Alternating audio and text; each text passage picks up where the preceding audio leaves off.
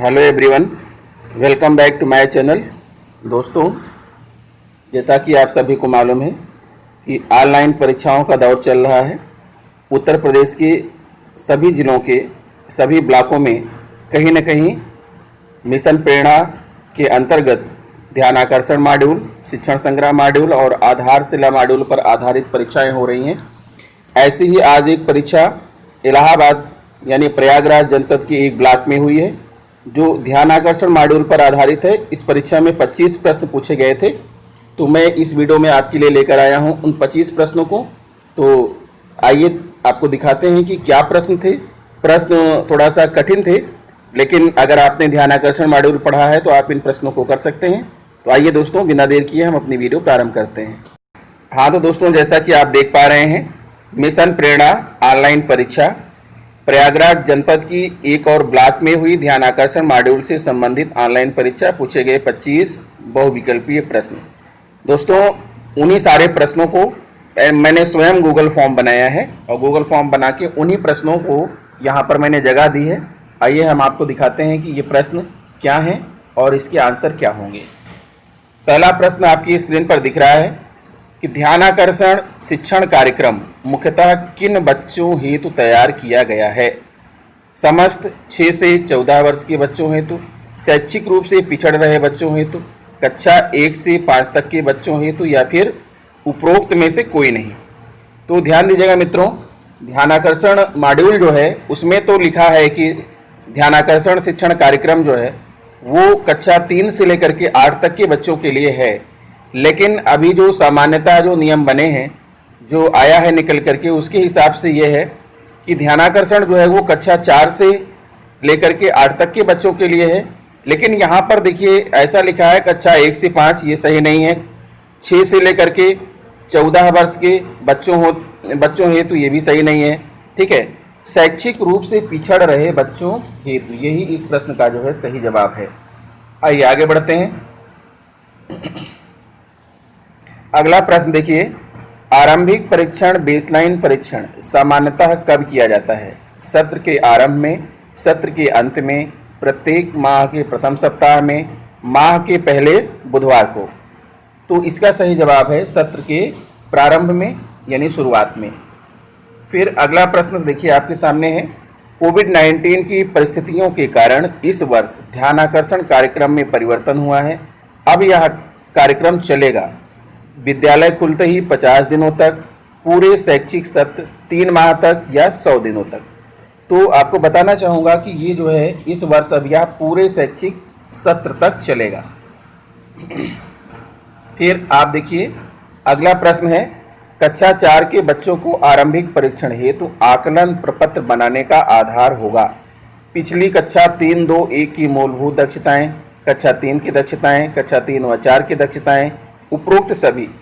तो किसी भी कक्षा का आरंभिक परीक्षण पत्र जब बनाएंगे तो उसके पहले की कक्षाओं को आधार बना करके, यानी इसका जवाब होगा पहला ऑप्शन, पिछली कक्षा 3-2-1 तक की मूलभूत दक्षताओं के आधार पर। फिर है ध्यानाकर्षण मॉड्यूल मुख्यतः किन कक्षाओं हेतु अधिक प्रासंगिक है। ध्यानाकर्षण मॉड्यूल जैसा कि मैंने अभी आपको बताया था कि ये कक्षा 4 से लेकर 8 तक के लिए अधिक प्रासंगिक है। अगला प्रश्न है, शरीर से रक्त को नदी से उसके प्रवाह से और समुद्र से उसकी गहराइयों से अलग नहीं किया जा सकता। ठीक उसी प्रकार शिक्षण अधिगम प्रक्रिया का अभिन्न हिस्सा किसके लिए कहा गया है। आरंभिक परीक्षण को, ध्यानाकर्षण शिविर को, सतत एवं व्यापक मूल्यांकन को, उपरोक्त में से कोई नहीं। तो ध्यान दीजिए मित्रों कि जैसे जो है ऊपर की चीज़ें बताई गई हैं, ऐसा जो है ध्यानाकर्षण मॉड्यूल में तो देखने को नहीं मिला है। लेकिन जो हमारा अंदाजा है उसके हिसाब से इसका जो पहला आंसर है ये सही होना चाहिए, आरंभिक परीक्षण। क्योंकि किसी भी शिक्षण अधिगम प्रक्रिया का जो हिस्सा है, अभिन्न हिस्सा है, वो है आरंभिक परीक्षण। फिर अगला प्रश्न है, ध्यानाकर्षण कार्यक्रम का मुख्य बिंदु नहीं है। ध्यान दीजिएगा, कह रहा है मुख्य बिंदु नहीं है। लर्निंग गैप का पता लगाना, ये तो है। कक्षा में भय मुक्त मैत्रीपूर्ण माहौल का निर्माण करना, ये भी है। अध्यापक के व्यवहार का आकलन करना, ये नहीं है। बच्चों को अधिगम की मुख्य धारा से जोड़ना, ये है।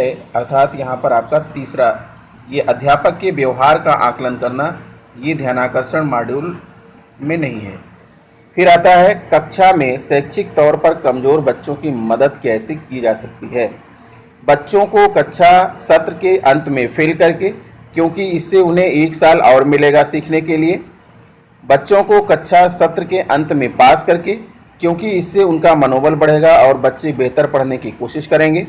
बच्चों को सत्र के दौरान ही ध्यानाकर्षण शिविर की मदद से अवधारणाओं को सिखाकर, जहां बच्चे अटक रहे हों या अटैक लिख गया है, अटक रहे हों, समूह में बैठाकर अलग से सिखाया जाना चाहिए। तो इसके हिसाब से आपका ये तीसरा जवाब सही है, ऑप्शन नंबर 3। फिर अगला प्रश्न देखिए, कक्षा में अध्ययनरत छात्र माधव कम सुनता है जबकि रश्मि को कम दिखाई देता है। विजय कम बोलने वाला और नरेश शर्मीला बच्चा है। कक्षा अध्यापक इन बच्चों के लिए किस प्रकार कक्षा शिक्षण सुगम बना सकते हैं। कक्षा प्रबंधन व बैठक व्यवस्था द्वारा, संसाधनों से पूर्ण कक्षा का वातावरण सृजित कर, शैक्षिक गतिविधियों द्वारा, नवाचार द्वारा, या सभी को शामिल करके।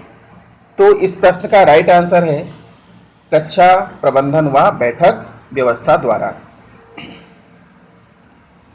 अगला प्रश्न है, ध्यानाकर्षण कक्षा हेतु लर्निंग आउटकम की प्राथमिकता का निर्धारण करते समय क्या करना होगा।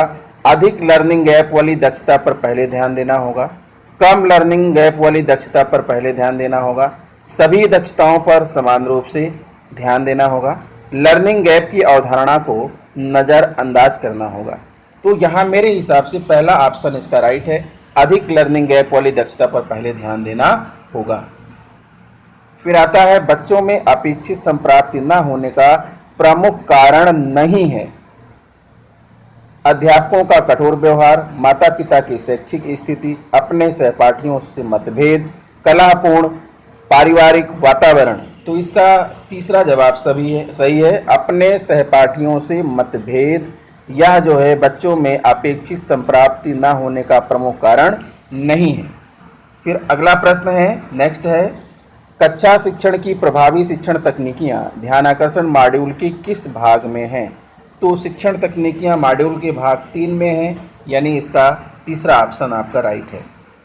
फिर अगला प्रश्न है, ध्यानाकर्षण मॉड्यूल में सुझाए गए कुल प्रभावी शिक्षण तकनीकियों की संख्या। सबको मालूम है कि 18 शिक्षण तकनीकियाँ दी गई हैं और उनकी संख्या होगी 18। फिर नेक्स्ट है, ध्यानाकर्षण कार्यक्रम के द्वितीय चरण में क्या है।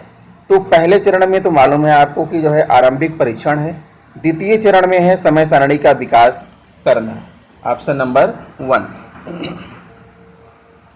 फिर आता है कक्षा 3 के हिंदी शिक्षक श्री कृष्ण ने ठीक से काम नहीं किया, जिससे कक्षा 4 में बच्चों का हिंदी में अधिगम स्तर कम है। कक्षा 4 के हिंदी शिक्षक राजेंद्र जी को क्या करना चाहिए।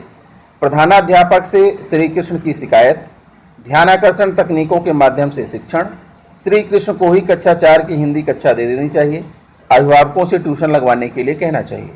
तो इसका जो है दूसरा आंसर आपका राइट होगा, ध्यानाकर्षण तकनीकों के माध्यम से शिक्षण कार्य करना चाहिए।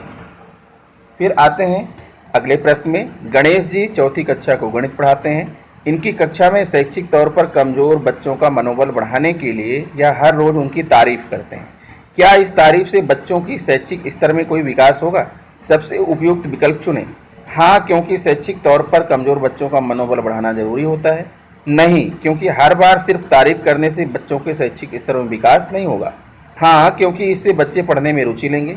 नहीं, क्योंकि इससे बच्चे पढ़ने में रुचि नहीं लेंगे। तो इस प्रश्न का दूसरा जवाब सही है। बच्चों की तारीफ करना तो अच्छी बात होती है, लेकिन अगर आप उनका हर बार तारीफ करेंगे तो वो जो है समझ जाएंगे कि आप उनकी झूठी तारीफ करते हैं, फिर वो जो है उनके शैक्षिक स्तर में विकास नहीं होगा। अगला प्रश्न है, कक्षा 5 के आरंभिक परीक्षण आकलन प्रपत्र में प्रश्नों की संख्या का स्वरूप क्या होगा। तो मालूम है आपको कि जो कक्षा 1 से लेकर के 5 तक का जो आरंभिक परीक्षण प्रपत्र बनेगा उसमें जो है कुल मिला के 15 प्रश्न होंगे, और पहले 10 प्रश्न जो होंगे वो वस्तुनिष्ठ और बाकी 5 प्रश्न होंगे आत्मनिष्ठ। तो इस हिसाब से इसका ऑप्शन नंबर 3 सही है, 10 प्रश्न वस्तुनिष्ठ व 5 प्रश्न आत्मनिष्ठ। फिर आगे बढ़ते हैं और अगला प्रश्न आप देखिए, कक्षा 6 के कुल 15 बच्चों का बेसलाइन परीक्षण किसी दक्षता पर किया गया, जिसमें 9 बच्चों को वह दक्षता प्राप्त है, किंतु 6 बच्चों को संबंधित दक्षता नहीं आ रही। तो कितने प्रतिशत बच्चों ने इस दक्षता को लेकर लर्निंग गैप है? तो 6 बच्चों को नहीं आ रही, 15 में से 6/15 को परसेंट निकाल लीजिए तो होता है 15 चौको 60, 40%, यानी कि यहाँ पर आपका दूसरा विकल्प ये सही है। फिर आते हैं प्रश्न नंबर 19 की तरफ। कोविड-19 की परिस्थितियों के कारण अब इस सत्र में ध्यानाकर्षण कार्यक्रम के आयोजन हेतु सिर्फ पहला कालांश होगा, 2 कालांश प्रतिदिन होगा, प्रत्येक विषय के लिए 1 कालांश होगा, पहले एवं 8वें कालांश में चलाना होगा। तो इसका राइट आंसर है ऑप्शन नंबर 1, सिर्फ पहला कालांश होगा। आगे बढ़ते हैं, यहाँ पर देख रहे हैं शब्द संकेत। LG का मतलब लर्निंग गैप, ALO का मतलब एक्चुअल लर्निंग आउटकम्स, ELO का मतलब एक्सपेक्टेड लर्निंग आउटकम्स। तो लर्निंग गैप क्या है? तो लर्निंग ऐप यहाँ लिख गया है, उसको आपको गैप पढ़ना है। लर्निंग गैप यानी कि LG इक्वल टू होता है actual expected outcome minus actual outcome. तो यहाँ पर LG इक्वल टू हो जाएगा ELO माइनस ALO, यानी कि आप ध्यान दीजिएगा, पहला में क्या है ELO एक्चुअल माइनस एक्सपेक्टेड, ये उल्टा हो गया। दूसरे में देखिए ELO माइनस ALO, ये सही है, expected learning outcome minus actual learning outcome is equal to learning gap. यहाँ पर ऑप्शन नंबर 2 आपका सही है।